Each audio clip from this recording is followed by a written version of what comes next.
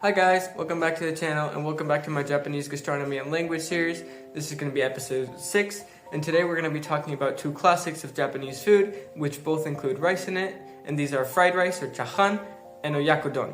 And on the other side, on the language side, we're going to be talking about various things like some more essential vocabulary, some adjectives. We're going to be covering the ga particle and the negative form of des, which is jarimasen, but we'll talk about that later. And also we're going to be talking about the arimasu and imasu verbs. So without further ado, let's go. To start the Japanese section of this video, let's start learning some essential vocabulary. Today we're going to be learning 11 new words of essential vocabulary. Let's start with the word kazoku, which means family. Next, we have ki, which means tree. Umi, which means sea, and sanaka, which means fish. Next up, we have konbini, which means convenience store. And notice this word is in katakana because it's a loan word.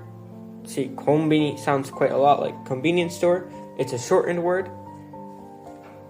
Next, we have toshokan, which means library. Hito, which means person or human. And kuruma, which means car. Last three essential vocab words for today are sensei, which means teacher, machi, which means town or village, and nani or nan, which means what. This word has various different ways of pronouncing it depending on the context. Normally, the basic form nani is used when it's a standalone to say what, or when it's after a particle, like kore wa nani desu ka? What is this? And nan is used when it's followed by a noun, basically because it's easier and quicker to pronounce, like nan gohan, which rice, or nan machi, which town.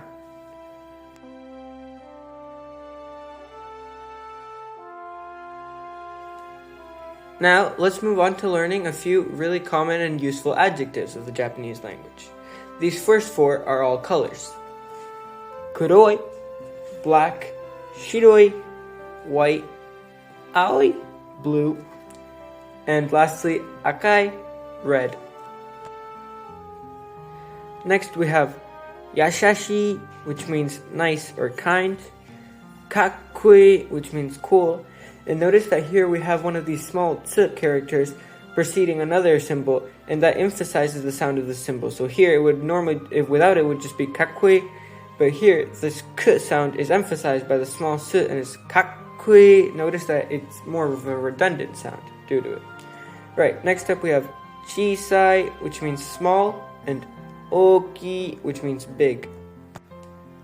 Last two adjectives of the day are going to be shizuka, which means quiet, and urusai, which means noisy, but it can also mean annoying when referred to a person.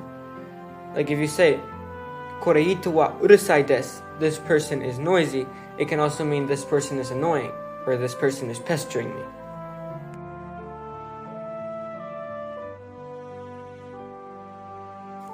Next, let's learn how to say is not in Japanese. So we learned already that this, the des copula, means to be or is. So to say is not, we're going to have to use the negative form of the des copula. And that in Japanese is janai desu, especially in polite yet conversational casual Japanese. Janai desu. So for example, if I want to say that I'm not a teacher, I'd have to say watashi wa sensei janai desu. Or if I'm not a student, watashi wa gakusei janai desu. In more formal Japanese, there's another form of saying this, which is dewa arimasen. So it would be watashi wa sensei dewa arimasen. Watashi wa gakusei dewa arimasen. So this is very important because now, in the same way that you could put des at the end of any phrase to say to be, now you can say dewa arimasen or janai desu to say is not. Now, let's talk about the ga particle. This is one of the most important particles of the Japanese language that we haven't talked about yet, and it marks and emphasizes the subject of a sentence. And this can be confusing with the wa particle, because this also technically refers to the subject of something. But there's a subtle difference and an important one, which is that ga refers to the subject of an entire sentence, and wa refers to a topic of something. It refers to what will have information added to it, and it's not so much of a syntactic thing. For example, we have a good comparison in these two phrases to figure out the difference. In the top phrase, it says, "Kore gohan wa oishii desu." This rice is tasty. So the wa particle references this rice, and it said, so this rice is what's going to have information added to it. As for this rice, it is tasty. On the other hand, we have gohan ga arimasu. Arimasu is a verb that means to be, which we'll talk about in just a second. But in this phrase, it means gohan, the ga particle, arimasu. Rice exists. What does the action of existence? What is the subject of this word? Of this phrase, gohan. So in one thing, it's topic, what's going to have information added to it. And the other thing, it's a syntactic function. It marks the subject of the phrase. So let's talk about the two verbs that mean to exist or to be. And these are arimasu and imasu. Now, the original form of arimasu is aru, the dictionary form. But it's a you verb form, and as we talked about in the last video, you verbs, to turn them into mas verb forms, all you have to do is change the u of the last u sound and turn it into an e sound and then add the mas. So it's arimasu. And arimasu means to be or to exist for inanimate things or objects. For example, kono kuruma ga arimasu means this car exists. And this goes for everything that's inanimate and an object. On the other hand, the verb imasu, which comes from the dictionary form ira, which is a ru form, and as we talked about in the last video, ru forms, in order to transform them into a mas form, you have to drop the ru and just add the mas, so it becomes imasu. So this verb means to exist or to be, but for living beings. So for example, watashi no inu ga imasu means my dog exists. Lastly, let's look at a few phrases that come out of the new vocabulary that we've learned today. The first one, watashi no kazoku wa kakkoi desu. Let's see, what do you guys think that'll mean? Think it through in your head for a few seconds. So if you break it down word by word, watashi means I, no is the possession particle, so it means my, kazoku is family, wa is the topic marking partner, so it's as for my family, and now it'll add more information. Kakkoi desu is cool. So it's saying my family is cool. Now for the second one, sono machi wa urasai janai desu. We have a sono, which means that, which we learned a few videos ago. Machi, which means town. And then we have the wa, which is the topic marker. So it's as for this town. And as for that town, sono means that, not this. That would be kono. As for that town, and now it'll add more information, urasai janai desu. Now remember that janai desu is the negative form of desu, so it means is not, and urasai is noisy. So now put it together, and it means that town is not noisy. Now that wraps it up for today in terms of the Japanese learning. Now I recommend you guys take the information that you've learned throughout this video and try to make a few sentences on your own to keep on boosting your Japanese knowledge. Now let's move on to the cooking part of this video.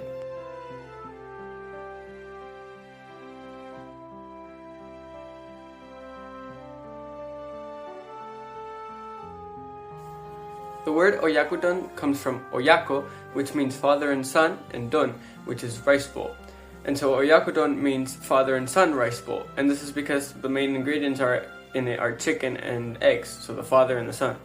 And Oyakodon is one of the most popular donburi in Japan currently, and it's just such a satisfying dish that balances really well the mix between the rice and the dashi and the chicken and the eggs. It just all comes together really nicely, and it's easy to whip up, and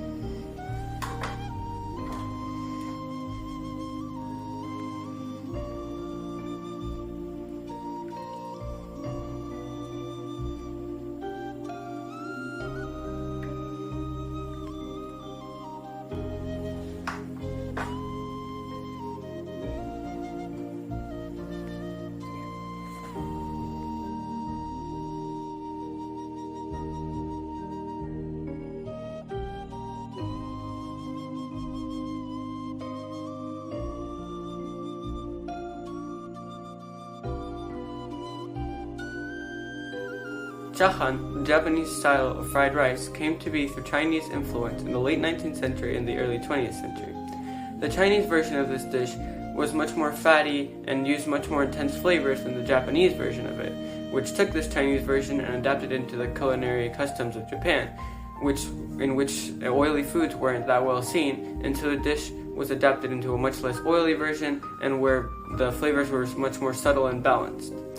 And nowadays in Japan there's loads of different varieties of fried rice, and it's a typical home cooking dish that is made to get rid of leftover rice and a bunch of other ingredients around the pantry, and in general it's a very common dish. It's also very typical served with ramen as a side dish in ramen shops, and in general it's a very, very popular dish and well valued and liked around the country.